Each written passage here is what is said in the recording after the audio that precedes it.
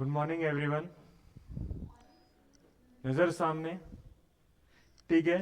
आज का जो लेक्चर है, we are studying nuclear structure. Modern physics में 3 चैप्टर है आप लोग के पास, dual nature, atomic, nuclei and radioactivity. तो आज हम रेडियो एक्टिविटी के बेस तक पहुंच जाएंगे। हो सकता है रेडियो एक्टिविटी कंप्लीट ना हो। न्यूक्लियस हम लोग जानते हैं, एटम का जो सेंटर में प्रेजेंट होता है, that is known as nucleus.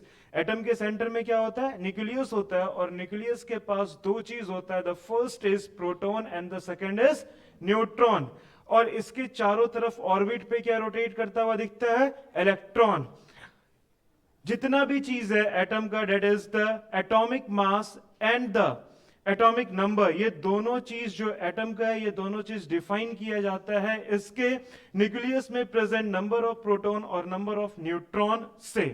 The first is nucleus is made up of neutron and proton. Nucleus जो है वो न्यूट्रॉन और प्रोटॉन का बना रहता है। And the charge on the nucleus is positive. The positive charge present on the nucleus is because of proton. Proton कैसा होता है? पॉजिटिव चार्ज होता है। प्रोटॉन के प्रेजेंस होने के कारण से न्यूक्लियस तुमको पॉजिटिव चार्ज दिखता है। और इसके चारों तरफ ऑर्बिट पे क्या रोटेट करता हुआ दिखता है? इलेक्ट्रॉन। इलेक्ट्रॉन रिवॉल्व करता है न्यूक्लियस के चारों तरफ। ऐसा क्यों? उसके पास नेगेटिव चार्ज, प्रोटॉन के पास positive charge. There is a electrostatic force of attraction due to which it is rotated in a orbit, circular path. ठीक है। इसके बाद जो प्रोटॉन पे चार्ज होता है, the charge of proton is plus is equal to 1.6 into 10 की power minus 19 coulomb. इतना चार्ज प्रेजेंट होता है किसी भी प्रोटॉन के ऊपर। The mass of a proton is 1.67 into 10 की power minus 27 kg and that is equal to 1 AMU। एक AMU that is known as atomic mass unit। एक AMU को क्या बोला जाता है? Atomic mass unit। You can write here it as atomic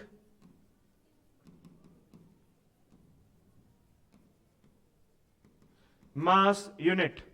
अब देख, हाइड्रोजन के लिए नीचे में जो लिखा रहता है that is Z and it is known as atomic number, और ऊपर में जो रहता है that is A and it is known as atomic mass. ये हो गया आपका एटॉमिक मास, ये हो गया एटॉमिक नंबर। न्यूट्रॉन पे जो चार्ज होता है, the charge on the neutron is neutral. Neutron पे कोई भी चार्ज प्रेजेंट नहीं होता है। And the mass of the neutron is 1.67 into 10 की power minus 27 kg and it is also equal to 1 AMU। Clear? The symbol of a neutron is this. ये है इसका symbol. Clear?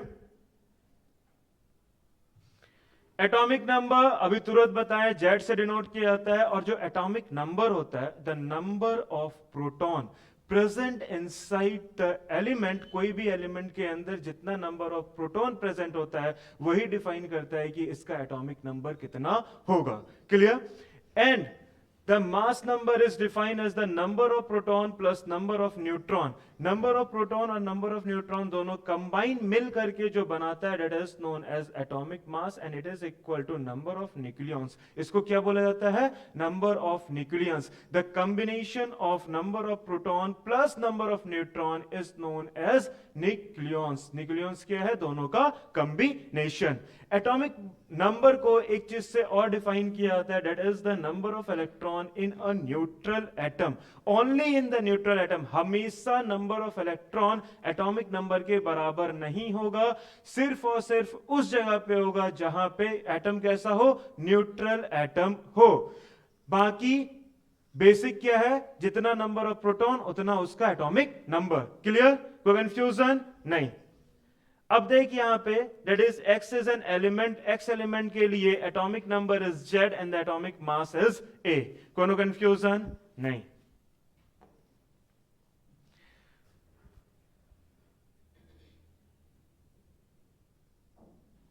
Classification of nuclei.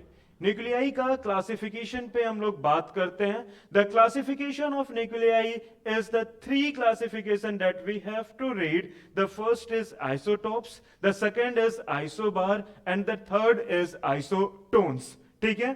तो जो पहला है that is N isotope, तो हम इसको इस तरह से डिफाइन किए, the amount of same element whose nuclei have number same number of proton, proton का नंबर क्या रहेगा, सेम रहेगा, वैसा दो एलिमेंट जिसका एटॉमिक नंबर सेम है पर मास नंबर डिफरेंट है, it is known as isotope. Isotopes किसको बोला गया है, ऐसा तो एलिमेंट जिसका एटॉमिक नंबर क्या होगा, सेम होगा। एटॉमिक नंबर सेम होने का मतलब क्या है, प्रोटॉन का संख्या सेम, पर डिफरेंट क्या होगा, न्यूट्रॉन का संख्या डिफरेंट होगा। अगर न्यूट्रॉन चेंजेस होगा जिसके कारण से एटॉमिक मास क्या हो जाएगा, चेंज हो जाएगा। द एग्जाम्पल इज हाइड्रोजन, अपने तीन आइसोटॉप्स फॉर्म में पाया जाता है, दैट इज हाइड्रोजन, ड्यूट्रम एंड ट्राइट्रम। ये तीन है जिसमें इसका एटॉमिक नंबर तीनों का 1 है, पर the atomic mass is different and the mass is 1, 2 and 3। Clear, कोई कंफ्यूजन नहीं। सिमिलरली एक और एग्जांपल है अपने पास, that is of chlorine. Chlorine दो आइसोटॉप्स में पाया जाता है, the atomic number of chlorine is 17 atomic number होता है, पर इसका दो मास होता है, the first mass is 35 and the second mass is 37। इसका जो एवरेज एटॉमिक मास होता है, and the average atomic mass for a chlorine atom is 35.5 AMU। कितना होता है, 35.5। ये चीज पूछ चुका है बिहार बोर्ड के एग्जाम में बहुत बार, ठीक है। Atomic mass of an chlorine is 35.5 AMU। Clear है। ये कहां से आया 35.5, इस चीज को देखते हैं। नेचुरली इन्वायरमेंट में 75% जो क्लोरीन है वो है ये वाला, डेट इज 35 जिसका एटॉमिक मास है, और कुछ chlorine that is of 25% chlorine is of present of 37 atomic mass. इसका कितना परसेंटेज है, नेचुरली 75% है, और इसका कितना परसेंटेज है, 25% है। तो जब हम एवरेज निकाल रहे हैं, क्या ये एवरेज पूरे नेचर के लिए है, सबके लिए सेम मान के चलेंगे, तो एवरेज हम निकालते हैं। तो एवरेज निकालने के लिए क्या किया, 35 एटॉमिक मास दैट इज 35, ये कितना परसेंट है, 75%, that is 75/100 plus again 37 into 25/100, दोनों को ऐड कीजिएगा तो जो निकलेगा atomic mass unit that is 35.5। Clear, कोनो कंफ्यूजन नहीं।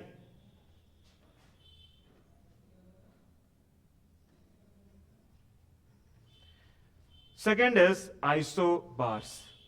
उधर क्या हुआ था, आइसोटोप, ऊपर क्या था, टॉप्स, तो ऊपर का जो क्या रहता है, मास डिफरेंट। यहां क्या है, आइसोबार। तो आइसोबार्स में the atom of a different element whose nuclei have same number of nucleons but different neutron and proton. Nucleon same रहेगा, it means atomic mass same रहेगा, पर डिफरेंट क्या हो सकता है, एटॉमिक नंबर डिफरेंट होगा।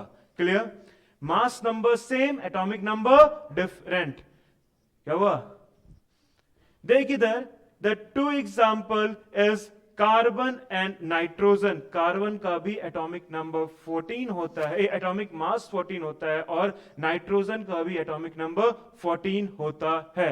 हाँ, इसका चमक चेहरा का देख के पता चल रहा है सर, कार्बन का एटॉमिक मास 12 होता है। कार्बन का कुछ आइसोटॉप्स होता है जिसका एटॉमिक मास 14 होता है, उसके कंपैरिजन में कार्बन का एक कार्बन जिसका एटॉमिक मास कितना है, 14 है, वो इसके साथ कंबाइन करके क्या बना रहा है, आइसोबार्स बना रहा है। क्लियरली समझ में आया बात। कार्बन 12 के फॉर्म में भी है, कार्बन 14 के फॉर्म में भी है, लेकिन कार्बन 14 वाला नाइट्रोजन 14 के साथ क्या चीज शो करता है, आइसोबार शो होता है। क्लियर, कोई कंफ्यूजन। इसका मतलब है कि एटॉमिक नंबर डिफरेंट है। एटॉमिक नंबर डिफरेंट होने का मतलब है नंबर ऑफ प्रोटॉन डिफरेंट है, मास नंबर दोनों का सेम होगा। क्लियर, ऐसा नहीं बोल सकते नंबर ऑफ न्यूट्रॉन सेम है, ऐसा नहीं है, नंबर ऑफ न्यूट्रॉन्स भी डिफरेंट है, पर दोनों को कंबाइन करके जब जोड़िएगा, जोड़ने के बाद जो आ रहा है वो क्या है, सेम है। क्लियर, कोई दिक्कत नहीं। The third is isotones. Atom of a different element whose nuclei have same number of neutron but different number of proton। क्या चीज सेम है, same number of neutron but different number of proton. Neutron same है, proton different है। Different proton होने का मतलब क्या होगा? Atomic number different. Atomic number different और यहां मास नंबर भी तुमको डिफरेंट दिखेगा, क्योंकि नंबर ऑफ प्रोटॉन दोनों का डिफरेंट है। दोनों को जब जोड़िएगा तो भी मास नंबर भी डिफरेंट, दोनों चीज डिफरेंट है। एटॉमिक नंबर भी डिफरेंट है, मास नंबर भी डिफरेंट है, पर सेम क्या है? Number of neutron. न्यूट्रॉन का संख्या दोनों में सेम होगा। For example lithium and beryllium, that is atomic number is 3, mass number is 7, atomic number is 4 and the mass number is 8। इसको जब माइनस कीजिएगा, नंबर ऑफ न्यूट्रॉन कैसे निकाला जाता है? Number of neutron, number of neutron निकालने का तरीका है that is a minus Z. जब a माइनस जेड कीजिएगा, a यहां पे कितना है? 7, जेड कितना है? 3, तो इसके लिए न्यूट्रॉन कितना निकल रहा है? 4। सिमिलरली इसके लिए भी न्यूट्रॉन कितना निकलेगा? 8 माइनस 4 इज 4। तो नंबर ऑफ न्यूट्रॉन जब सेम होता है तो वैसा एलिमेंट को, वैसा पेयर ऑफ एलिमेंट को क्या बोला जाता है? आइसोटोन्स। क्लियर? कोई दिक्कत? आइसोटॉप्स क्या था? एटॉमिक नंबर सेम, मास नंबर डिफरेंट। आइसोबार क्या था? मास number same, atomic number different. Isotones क्या है? जिसमें मास नंबर भी डिफरेंट और एटॉमिक नंबर भी different, but number of neutrons दोनों एलिमेंट का क्या होगा? पेयर ऑफ एलिमेंट का सेम होगा। कोई कंफ्यूजन? क्लियर है यहां तक? कुछ उतारना है? अब न्यूक्लियस के शेप, साइज और इसके डेंसिटी पे बात करते हैं।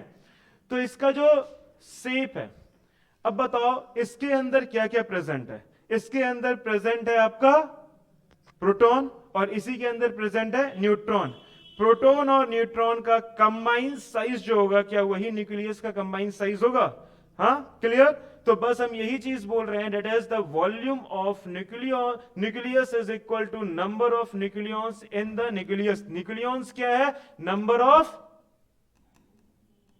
Proton plus number of neutron. तो नंबर ऑफ प्रोटॉन और नंबर ऑफ न्यूट्रॉन कंबाइन होकर के क्या बनाता है? न्यूक्लियस बनाता है। इसलिए जो वॉल्यूम होगा न्यूक्लियस का, ये किस पे डिपेंड कर रहा है? प्रोटॉन के संख्या पे और न्यूट्रॉन के संख्या पे डिपेंड करता है। कोई कंफ्यूजन? क्लियर है? अगर यहां तक क्लियर है, therefore the volume of nucleus is also proportional to the mass number. इस दोनों का combination, that is number of proton plus number of neutron ही मास नंबर होता है। क्या हम ऐसे बोल सकते हैं कि मास नंबर पे भी डिपेंड करता है वॉल्यूम? कोई कंफ्यूजन नहीं। अब बताओ ये किस तरह का शेप है? एक स्फेरिकल शेप रहता है। Nucleus is an spherical shape. What is the volume of an sphere? Sphere का वॉल्यूम क्या होता है? 4/3 पाई आर क्यूब। जो आप बोले डेट इज सरफेस एरिया, ठीक है? ये होता है volume, that is 4/3 pi R cube and it is proportional to mass number, that is atomic mass and it is A. Clear? तो यहां से हम निकाल सकते हैं, डेट इज ये है आपका प्रोपोर्शनल साइन, तो प्रोपोर्शनलिटी में चला जाएगा तो ये बचेगा R cube is equal to A. R cube किसके प्रोपोर्शनल आ रहा है? मास नंबर के प्रोपोर्शनल आ रहा है। Therefore the radius of a nucleus is equal to A की पावर 1/3। क्लियर है? जब इधर से क्यूब हटेगा तो इस साइड जाएगा, डेट इज 1/3। क्लियर? जब यहां से प्रोपोर्शनलिटी साइन को रिमूव करोगे तो इस प्रोपोर्शनल के जगह पे एक्सपेरिमेंटली हमको पाया गया था radius is equal to 1.2 into A की power 1/3 and this is in fermi. Fermi कितना होता है? 1 fermi is equal to how many metre?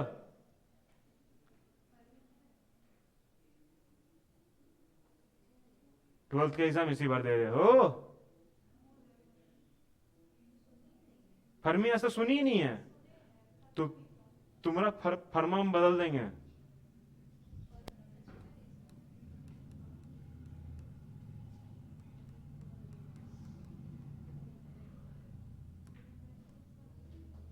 One fermi is equal to 10 की पावर -15 मीटर। अबे क्लास 11th में यूनिट डायमेंशन में ये चीज हम ही टेबल बना के दिए हैं तुम लोग को, मूर्ख आदमी। इस वाले पार्ट में कोई दिक्कत समझ में आया? And this formula is important, ये वाला जो फॉर्मूला है ये फॉर्मूला इंपॉर्टेंट है। जब भी न्यूक्लियस का रेडियस निकालने का बात होगा तो रेडियस इसी से निकलेगा, कोई दिक्कत नहीं। अब आते हैं आज के क्लास का सबसे इंपॉर्टेंट और सबसे इंटरेस्टिंग टॉपिक। आज तक बचपन से एक इक्वेशन हम लोग पढ़ते हैं, आइंस्टाइन को गरियाते हैं, that is E is equal to mc square. ठीक है, that is E is equal to mc square. E denotes for energy, M denotes for mass and C is the speed of light. C क्या है? Speed of light. 1 second.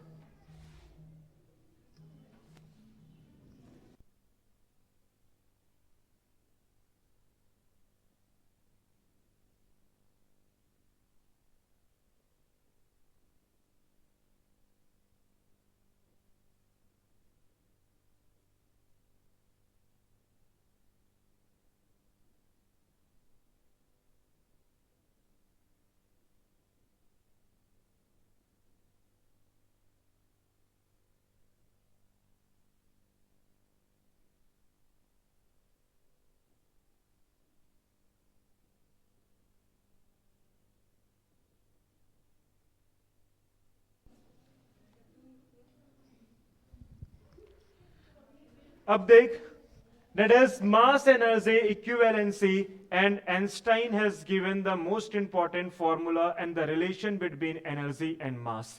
इसका statement ये बतलाता है अपने को कि जितना भी मास है अपने बॉडी का, it is suddenly depend upon the energy that is inside us. Mass केवल और केवल एनर्जी से ही बना है।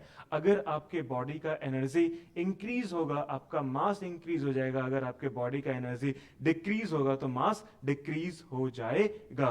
And the equation is E is equal to mc square. Equation हम यहां पे लिखे हैं, यहां पे देख, Einstein in 1905, Einstein in his special theory of relativity, and this theory that is given between the energy and mass, that is known as theory of relativity. इस theory को क्या बोला गया है? theory of relativity. Relativity इसलिए है क्योंकि we have given a relation between mass and energy. किसके किसके बीच का रिलेशन है? मास और एनर्जी के बीच का रिलेशन है। Relative suggested that the mass is form of energy. मास किस फॉर्म में है? एनर्जी के फॉर्म में है। He predicted mass and energy are equivalent. ये ऐसा बताया और प्रिडिक्ट किया कि मास और एनर्जी दोनों एक ही चीज होता है। क्लियर? अब देख यहां पे, if energy of a body is increase, अगर बॉडी का एनर्जी इंक्रीज होगा तो मास भी क्या होगा? इंक्रीज होगा। Its mass increases by m, where m is equal to E upon c square. Equation क्या is equal to mc square, तो m को हम क्या लिख सकते हैं? E upon c square. Clear? कोनो कंफ्यूजन?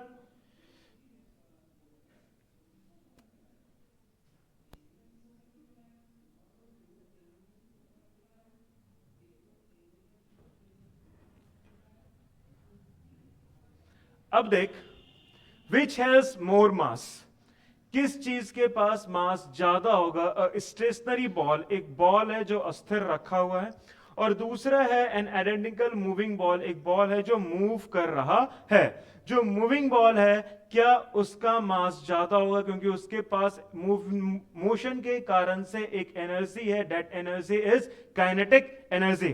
फॉर एग्जाम्पल, तुम सोच सकते हो यहां पे एक बॉल है जो एकदम मस्त ऐसे रखा हुआ है, तो इसके पास केवल और केवल एक energy, that is potential energy due to its position. Position के कारण से क्या है? इसके पास पोटेंशियल एनर्जी है। पर जैसे इस बॉडी को एक वेलोसिटी तुम प्रोवाइड करोगे, वेलोसिटी प्रोवाइड करने के कारण से इसके पास एक और एनर्जी हो जाएगा, and that energy is kinetic energy.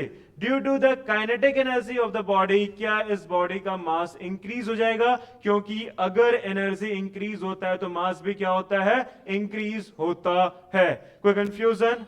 अगर यहां तक क्लियर है, therefore we can say that, हाँ आ रहे। Therefore, we can say that by increasing the velocity or the motion, we increases the mass of a ball. इसके साथ kinetic energy के साथ एक और एनर्जी इसके साथ इन्वॉल्व हो रहा है। जब बॉडी मोशन में है, क्या अंदर का पार्टिकल अंदर में वाइब्रेट करेगा? अंदर में हर एक मॉलिक्यूल्स एक दूसरे से वाइब्रेट कर रहा है। ड्यू टू द वाइब्रेशन और the randomness of the body क्या बॉल हीट होगा? तुम देखो बॉल कहीं भी मूव करता है, या तुम यहीं पे घरकाओ, बहुत बार 50-60 बार बॉल को इस तरह से घरकाओगे कि मोशन के कारण से क्या उसके अंदर फ्रिक्शन के कारण से बॉल का energy that is heat energy increase होगा। तो साथ साथ काइनेटिक एनर्जी के साथ साथ एक हीट एनर्जी भी आता है। इसी के लिए बोला जाता है जो मास एक्स्ट्रा आ रहा है, इस एक्स्ट्रा मास के पीछे का पहला रीजन है काइनेटिक एनर्जी, दूसरा रीजन है heat energy. This is heat energy.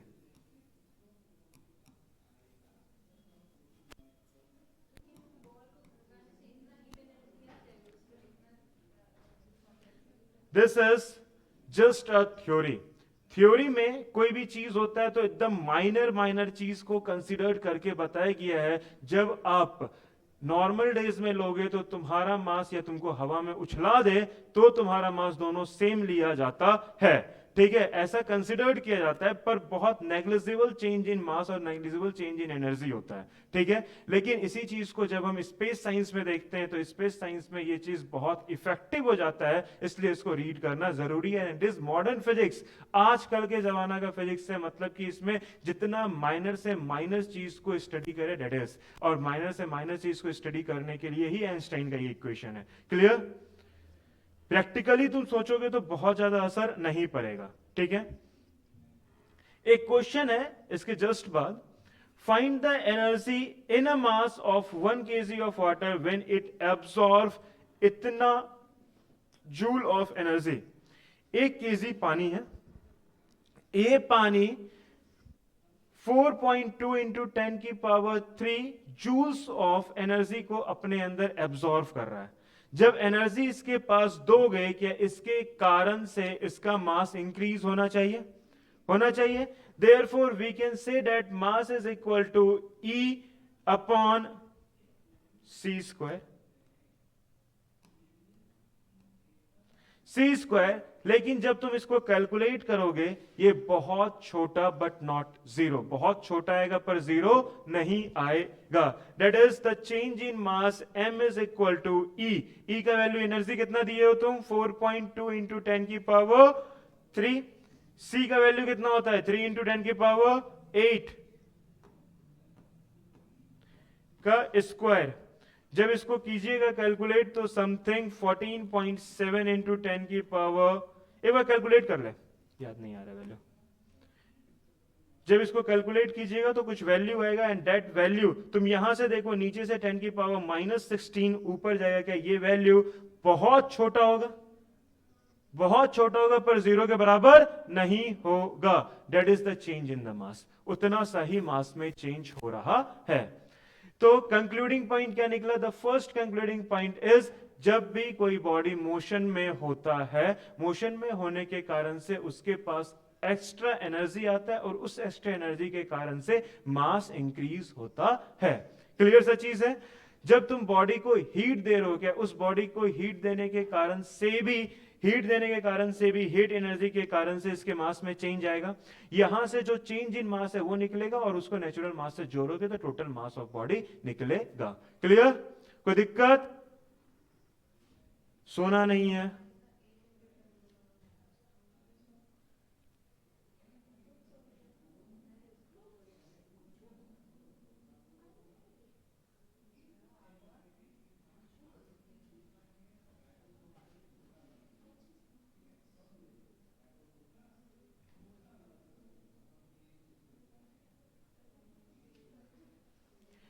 अब देखो, व्हाट इज मास?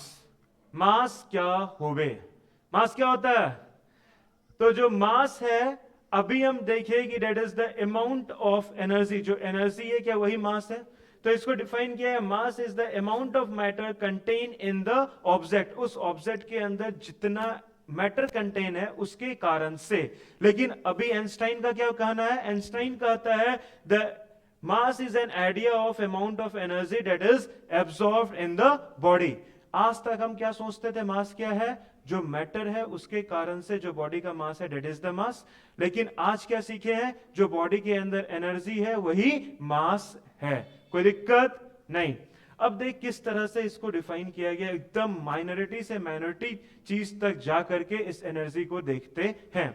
सबसे पहले एक मास है। मास क्या, बहुत सारे एटम को मिल के बनता है। तुम्हारे अंदर बहुत केमिकल लोचा चल रहा है, ठीक है, वो जो तुम्हारे अंदर बहुत सारा केमिकल लोचा चल रहा है वो अलग अलग मॉलिक्यूल्स के कारण से है, और हर मॉलिक्यूल्स किसी न किसी एटम से बना हुआ है। तो इस तरह से एटॉमिक, सब एटॉमिक पार्टिकल्स इस तरह से हम लिए, और हर एटॉमिक पार्टिकल एक दूसरे के साथ, there is a force of attraction, एक दूसरे के साथ बंधा हुआ है। तो फोर्स ऑफ अट्रैक्शन से ये सब पार्टिकल एक दूसरे के साथ बंधा हुआ है। जब ये स्टेशनरी स्टेट में है उस समय में इसके पास क्या है, that is the potential energy of that atom, ठीक है। स्टेशनरी में होने के कारण से भी क्या, इस बॉडी के पास थर्मल एनर्जी के कारण से, हम जब इलेक्ट्रिक करंट पढ़ा रहे थे, याद करो, वायर जब स्टेशनरी था, क्या उसके अंदर भी हम वाइब्रेशन का बात किए थे, इलेक्ट्रॉन का एक एक पार्टिकल अपने पोजीशन पे वाइब्रेट करता है, that is due to the thermal difference between inside the body and outside the body. कुछ याद आया? अगर ऐसा चीज है, तुम यहां पे सोचो, इसके बाहर का टेम्परेचर कुछ और, इसके अंदर का टेम्परेचर कुछ और, क्या टेम्परेचर में डिफरेंस है? Due to the difference in temperature, किसके कारण से? टेम्परेचर में डिफरेंस होने के कारण से क्या ये पार्टिकल, ये बॉडी अपने पोजीशन पे वाइब्रेट करेगा, गुजुर गुजुर, जो अपने जगह पे वो वाइब्रेट कर रहा है, due to the vibration of the atoms there is an kinetic energy. क्या है? काइनेटिक एनर्जी है। क्लियर? तो इस बॉडी के पास दोनों एनर्जी है, the potential energy due to the position and the kinetic energy due to the vibration. Clear? कोई कंफ्यूजन नहीं? अगर यहां तक क्लियर है, मेड अप ऑफ, और ये जो एटम है ये किससे बना हुआ है? अगर एक एटम को लेते हैं, इतना मैटर में से सब एटम को खोले, अब उस एटम को खोलने का उसके अंदर और घुसे, और घुस करके हम देखें कि एक एटम के अंदर क्या चोचला चल रहा है। जब एटम के अंदर इन करते हैं तो एटम के अंदर तुमको क्या मिलता है? न्यूक्लियस मिलता है, और चारों तरफ घूमता हुआ क्या मिलता है? इलेक्ट्रॉन मिलता है। क्लियर? यहां पे देख, जो न्यूक्लियाई है इसके पास क्या चीज प्रेजेंट है? प्रोटॉन, और इसके चारों तरफ घूमने वाला क्या है? इलेक्ट्रॉन। तो इसके पास प्रोटॉन, इसके पास इलेक्ट्रॉन, तो प्रोटॉन अपने पोजीशन पे अस्थिर है, क्या इसके कारण से इसके पास पोटेंशियल एनर्जी होगा, और इलेक्ट्रॉन चारों तरफ जो मूव कर रहा है उसके कारण से क्या होगा? Kinetic energy. कोई एक आदमी मेरा दिल खुश कर दो ये बता करके कि इलेक्ट्रॉन क्यों मूव करता है।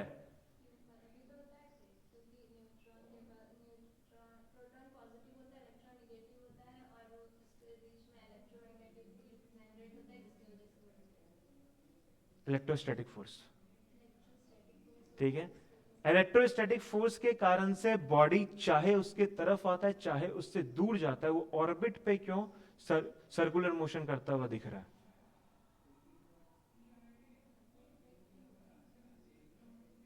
तुम ये सोचो, एक नेगेटिव एक पॉजिटिव, हम पढ़े थे कुलम्स के थ्रू कि ये इलेक्ट्रॉन इसके करीब आएगा due to force of attraction, पर ये इलेक्ट्रॉन ऐसे ऐसे घूम रहा है, ऐसा क्यों? हाँ,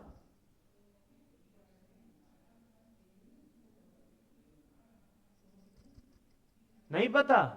कितनी दफा समझा चुके हैं कि जब भी फोर्स रेडियल डायरेक्शन में होता है, due to radial direction there is a centripetal force, और उस सेंट्रीपिटल फोर्स के कारण से बॉडी सर्कुलर मोशन में मूव करता है। और हर जगह सेंट्रीपिटल फोर्स अलग अलग होता है। यहां पे सेंट्रीपिटल फोर्स आपका कौन सा है? Electrostatic force. अर्थ अपने ऑर्बिट पे मूव कर पा रहा है सर्कुलर मोशन में about the sun due to the gravitational force, और यहां वहां पे ग्रेविटेशनल फोर्स सेंट्रीपिटल फोर्स है, यही चीज है। क्लियर? बहुत बार समझाए हैं। अब देख, इसके पास अंदर में कौन कौन सा पोटेंशियल एनर्जी इसके कारण से, और काइनेटिक एनर्जी इसके मोशन के कारण से। अब तुम इसके अंदर का चोचला देखो, न्यूट्रॉन, न्यूक्लियस के अंदर में, न्यूक्लियस के अंदर में क्या क्या प्रेजेंट है? न्यूक्लियस के अंदर में प्रोटॉन और न्यूट्रॉन प्रेजेंट है। क्या प्रोटॉन और न्यूट्रॉन के बीच में इंटर फोर्स लगेगा? अंदर का फोर्स, न्यूक्लियस, न्यूक्लियस का कुछ मास, और प्रोटॉन का कुछ मास, क्या दो मास के बीच में ग्रेविटेशनल फोर्स ऑफ अट्रैक्शन लगता है, and that force is known as nucleus force. क्या होता है उस फोर्स को, क्या बोला जाता है, न्यूक्लियस फोर्स बोला जाता है। तो इसके अंदर में, दैट इज न्यूक्लियस के अंदर में ये वाला फोर्स लग रहा है। अब इसको, और आज तक हम पढ़े थे कि प्रोटॉन से छोटा कुछ नहीं होता है, लेकिन आज हम बता रहे प्रोटॉन से भी छोटा बहुत सारा पार्टिकल्स पाया गया, and that is known as subatomic particles, that is क्वांच एंड क्वांटी क्वांच।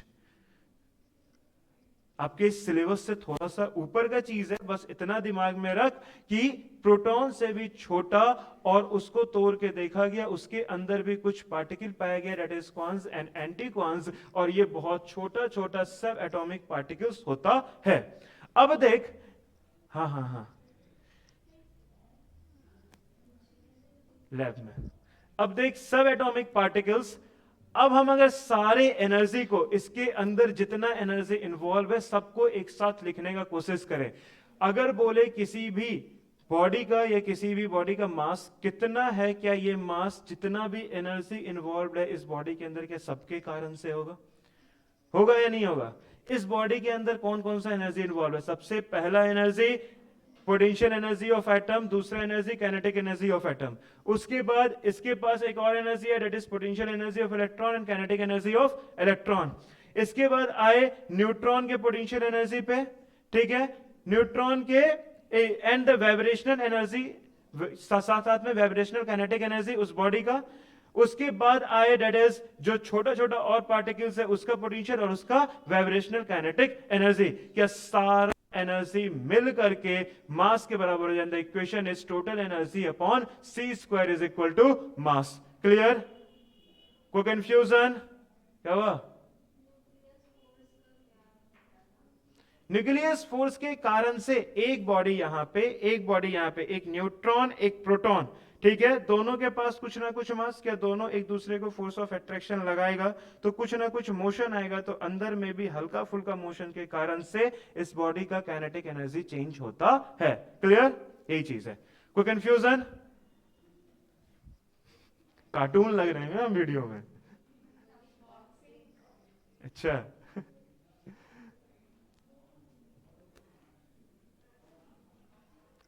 मास is the property that all energy exhibit. Mass के कारण से, मास ऐसा प्रॉपर्टी है जिसमें सारा एनर्जी कंबाइन हो जाता है। Clear? Why we write E is equal to mc square, if m mass disappear E energy is released, hence the mass is converted to energy। अब देख क्यों बोला जाता है E is equal to mc square. अगर अभी तक हम पढ़े सुधर जाओ, अभी तक हम यहां पे रीड किए थे कि एनर्जी अगर बॉडी का इंक्रीज होगा तो मास भी क्या होगा, इंक्रीज होगा। पर आज अभी हम बता रहे हैं कि एनर्जी अगर रिलीज होता है, मतलब तुम थक रहे हो, तो इसका मतलब तुम्हारा बॉडी का मास कुछ कम होगा। इसलिए बोला जाता है थोड़ा एक्सरसाइज करो, जब एनर्जी रिलीज होगा तो बॉडी थोड़ा हल्का लगेगा। तुम्हारे लिए जरूरत है, हंसो मत।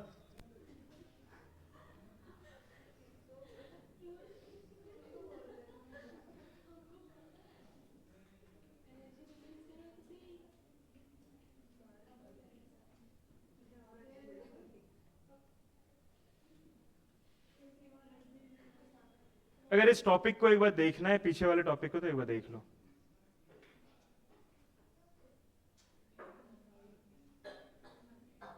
इसमें अगर कोई कंफ्यूजन तो पूछ, इसके बाद फिर आगे आएंगे बेंडिंग एनर्जी पे।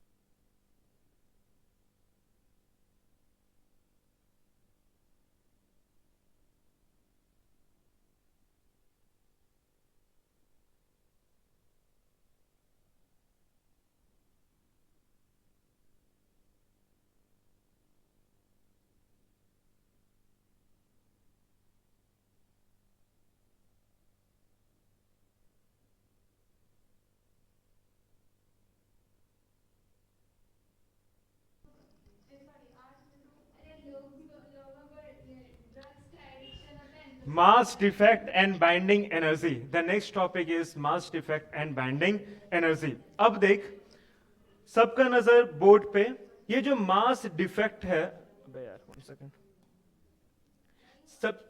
सबसे पहले हम लोग डिस्कस करेंगे अबाउट मास डिफेक्ट. इस मास डिफेक्ट के बारे में डिस्कशन है, ये क्या होता है. अब देख, जब तुम न्यूक्लियस के अंदर प्रेजेंट न्यूट्रॉन और प्रोटॉन, तुमको पता है कि प्रोटॉन का मास कितना होता है, दैट इज 1.67 इंटू 10 की पावर -27.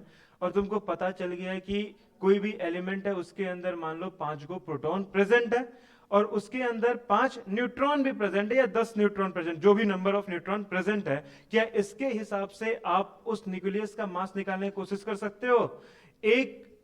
एक का mass into number of proton plus number of neutron into mass of neutron, इस तरह से जोड़ करके हम जो मास निकालेंगे वो मास कुछ आएगा.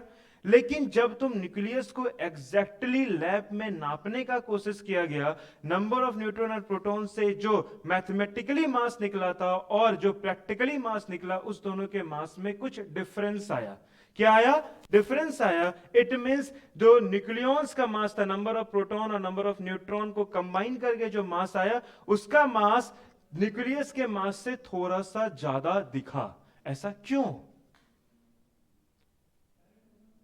बात समझ में आया क्या चीज हुआ है? नहीं आया?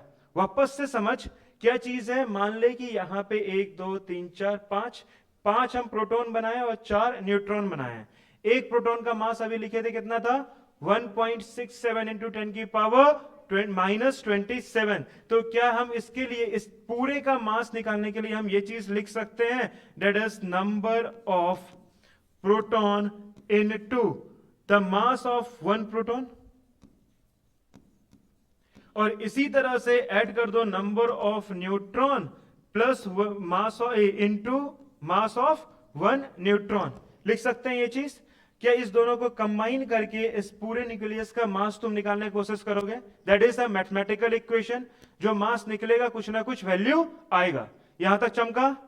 अब आगे हम क्या किए, लैब में इसके मास को एग्जामिन करने का कोशिश किए, नापने का कोशिश किए. जो मास लैब में निकल के आया न्यूक्लियाई का, that mass is less than the calculated, mathematically calculated mass. जो तुम अभी वैल्यू निकाले थे, इससे कम आ रहा है. अब समझ में आया क्या चीज बात है? It means the mass of nucleons is less than the mass of nucleus. ऐसा क्यों? क्या होता है, जिस समय में न्यूक्लियस बनता है, बनने के कारण से कुछ फोर्स ऑफ अट्रैक्शन, बहुत सारा फोर्स इन्वॉल्व हुआ और उस फोर्स के कारण से सारा पार्टिकल्स का एनर्जी जब देखा गया, कुछ ना कुछ एनर्जी में कमी आया है, मतलब एनर्जी रिलीज हुआ है. That is some mass disappear during the formation of nucleus. Nucleus के फॉर्मेशन में कुछ एनर्जी रिलीज हुआ, मतलब कुछ मास क्या हुआ है, डिसअपियर हुआ है. It is not very much. अगर तुम इधर से नापते हो और वैल्यू 5 आ रहा है और 5 आ रहा है, जब तुम इधर से नापते हो तो जो वैल्यू आएगा दैट इज 4.9. ठीक है, तो values is little bit changes but not much. Clear? कोई कंफ्यूजन? ऐसा क्यों हो रहा है? क्योंकि जब न्यूक्लियस का फॉर्मेशन हो रहा है, during the formation of nuclei there is an release और डिसअपियरेंस ऑफ मास. क्या चीज हो रहा है? मास का डिसअपियर हो रहा है. इसको एक लैंग्वेज और बोल सकते हो, some energy is release during the formation of nucleus and the mass that disappear in the term is known as mass defect. इस टर्म में मतलब कि न्यूक्लियस के फॉर्मेशन में जो मास डिसअपियर होता है, उसी मास को क्या बोला जाता है? Mass defect. तुम चाहते थे इतना आए, मास आ रहा है इतना, कुछ ना कुछ डिफेक्ट आया, जैसे तुम लोग में डिफेक्ट है, similarly that defect is known as mass defect. कोई कंफ्यूजन? क्लियर है? 2 मिनट हमको समय दो.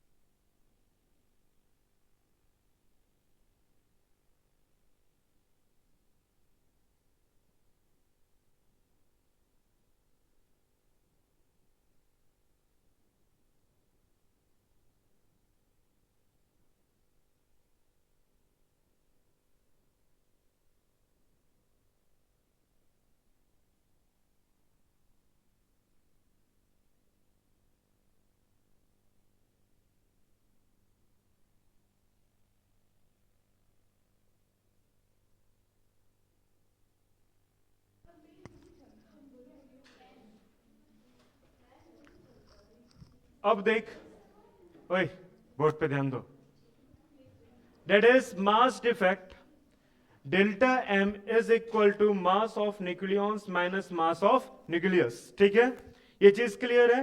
अब देख, मास ऑफ न्यूक्लियॉन्स किसके किसके मास पे डिपेंड करता है, that is mass of proton plus mass of neutrons minus mass of nucleus. यही किसके बराबर आ जाएगा, डेल्टा एम के बराबर आएगा. अभी कुछ कुछ चीज हम इधर एक्स्ट्रा लिख दिए थे, इसको मिटा दो.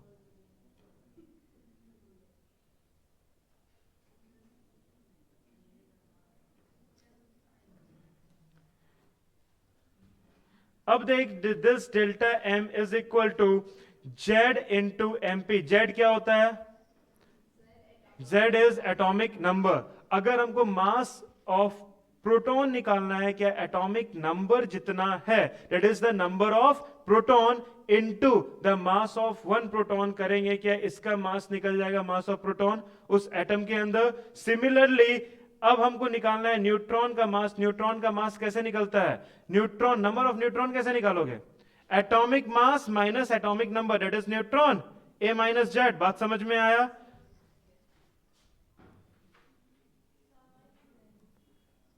समझ गए, ठीक है. अगर ये चीज समझ गए, that is a minus Z, that is number of neutron into the mass of one neutron, क्या टोटल न्यूट्रॉन का मास निकल जाएगा. ये दोनों कंबाइन होकर किसका मास हो रहा है, मास ऑफ न्यूक्लियॉन्स माइनस जो तुम मास प्रैक्टिकली निकाले, that is the mass of nucleus. इससे माइनस करेंगे, क्या उस मास का डिफेक्ट पता चल जाएगा. हम चाहते थे इतना आवे, आया इतना, तो इस दोनों में जो माइनस करके निकलेगा, that is the mass defect and it is a delta M. कोई कंफ्यूजन,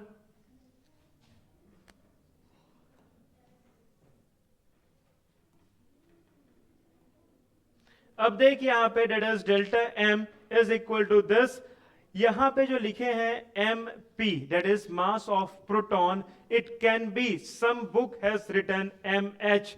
एक प्रोटॉन का मास लिखो या हाइड्रोजन का मास लिखो, दोनों सेम है, that is mass of hydrogen. सिर्फ यही इक्वेशन में चेंजेस है.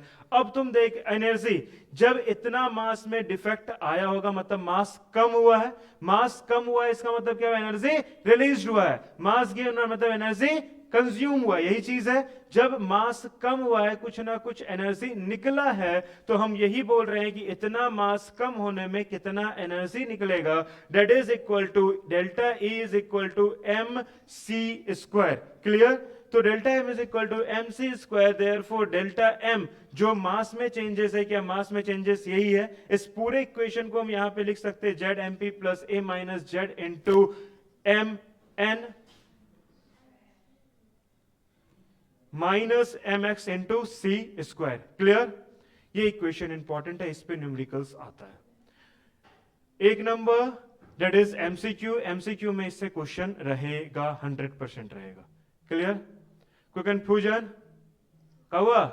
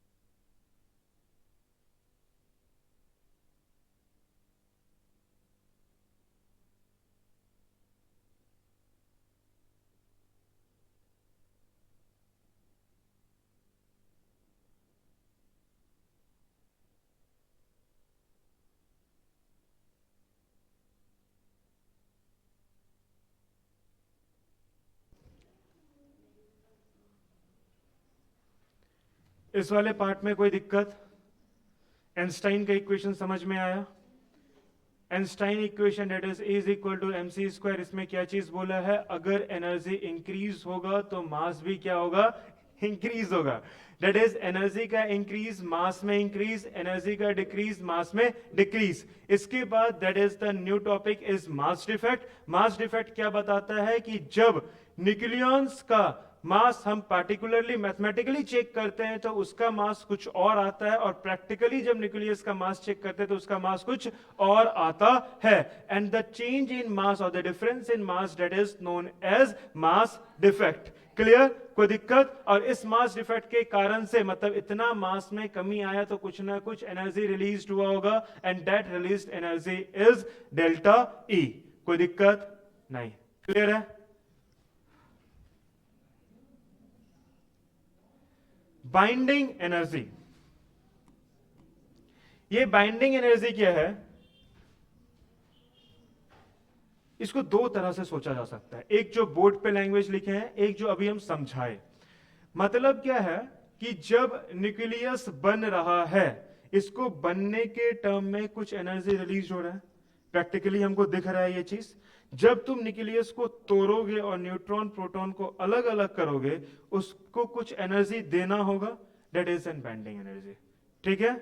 अब यहां पे क्या था? Amount of energy required to separate all nucleus from the all nucleons from the nucleus. ठीक है? जब कोई चीज जुड़ता है एनर्जी रिलीज होता है, जब कोई चीज तुम तोड़ते हो तो एनर्जी देना होता है। क्लियर सा चीज है? किसी के घर में आग लगाना चाहते हो, तुमको बाहर से बात इधर उधर का लाके देना पड़ेगा, डेट इज तुम वहां पे क्या कर रहे हो? एनर्जी खपत कर रहे हो। कोई चीज जुटता है तो उसका एनर्जी इंक्रीज होता है। क्लियर? कोई कंफ्यूजन? पक्का? यहां पे एक चीज है, that is more binding energy and it is equal to more stable nuclei. जितना ज्यादा बैंडिंग एनर्जी रहेगा उतना अच्छा न्यूक्लियस रहेगा। ठीक है? मतलब जिसको तोड़ने में तुम सबसे ज्यादा एनर्जी लगाओगे, क्या उतना ज्यादा स्टेबल उसका रिश्ता है?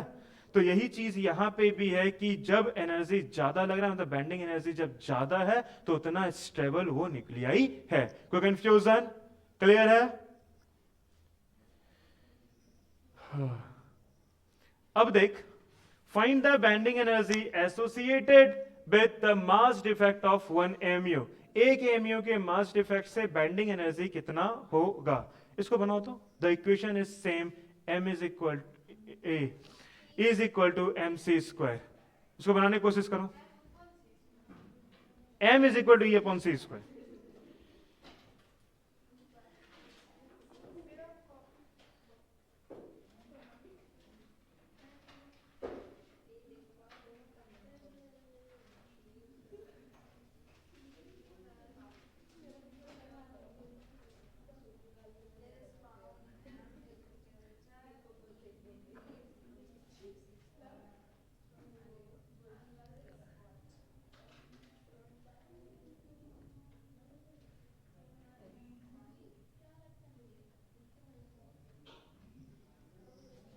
सारा चीज दिया हुआ है।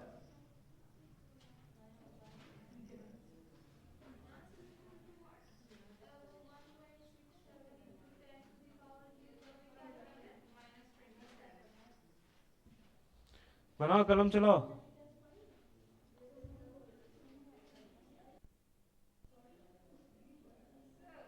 हम्म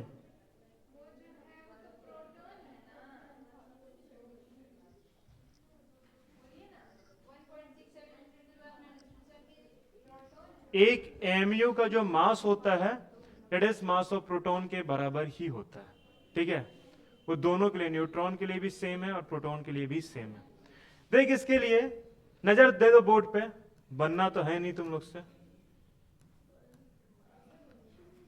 find the binding energy associated with the mass defect of 1 mu। Mass defect कितना है? 1 mu का मास डिफेक्ट है।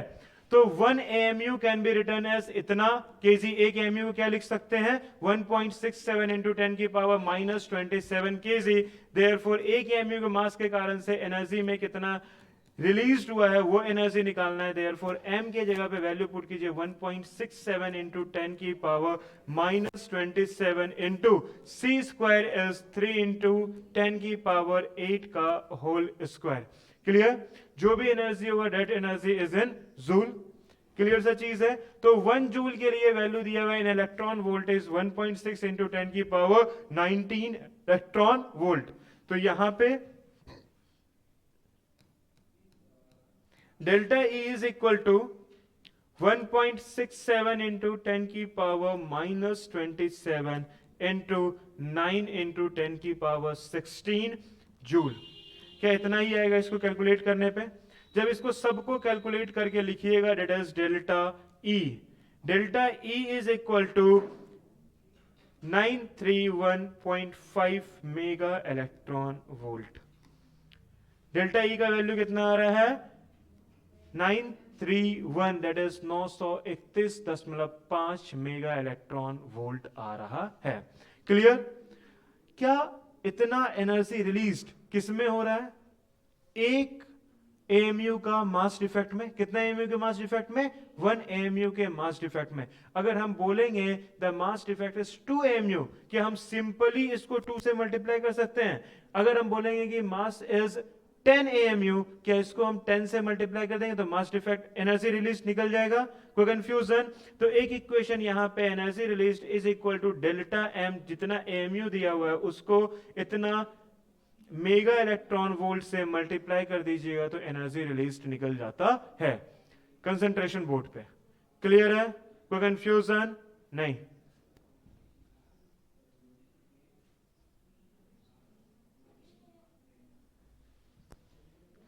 That's all. रुक जा।